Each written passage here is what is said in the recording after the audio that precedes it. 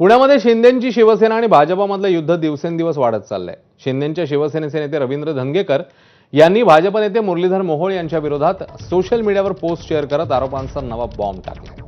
मुरलीधर मोहोळ महापौर असताना बडेकर बिल्डरची गाडी वापरत होते असा आरोप रवींद्र धंगेकरांनी केला। तर बडेकर बिल्डर मुरलीधर मोहोळांचे पार्टनर असून जैन हॉस्टेलच्या लिलावात सहभागी असल्याचा दावाही धंगेकरांनी केला। बिल्डर लॉबीसाठी तुम्ही आता काम करताय, वेताळ टेकडी फोडण्याचं काम तुम्ही प्रोजेक्ट आणताय, त्याचे प्लॅन करताय आणि मग हे कुठल्या बिल्डरांसाठी करताय? लोक एवढी वेडी नाहीत, पण तुम्हाला घाबरतात, याचा अर्थ घाबरतात, तुमचा सन्मान करत नाही, तुमचा आदर करत नाही। तुम्ही कोण आहे? तुम्ही झिरो आहेत। तुमच्या आजूबाजूला कमल नाही दिसलं तर तुम्हाला येणार जाणार कुत्रं बी विचारणार। तुम्ही फक्त कपडे चांगले घालता याचा अर्थ तुम्ही लय स्वच्छ असं होत नाही।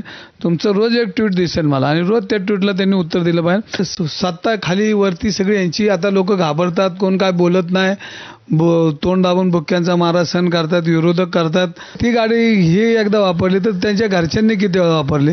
त्या गाडी जर बिल्डरांच्या नाव असेल तर मग हे हा पुणेकरांचा अपमान नाही का? आणि प्रायव्हेट गाडीवर तुम्ही हा लोगो लावायचा कोणाची परवानगी घेतली? अरे हे काय तुमच्या घरातलं राज्य आहे का? यावर केंद्रीय राज्यमंत्री मुरलीधर मोहोळ यांनी काय प्रत्युत्तर दिलंय तेही बघूया।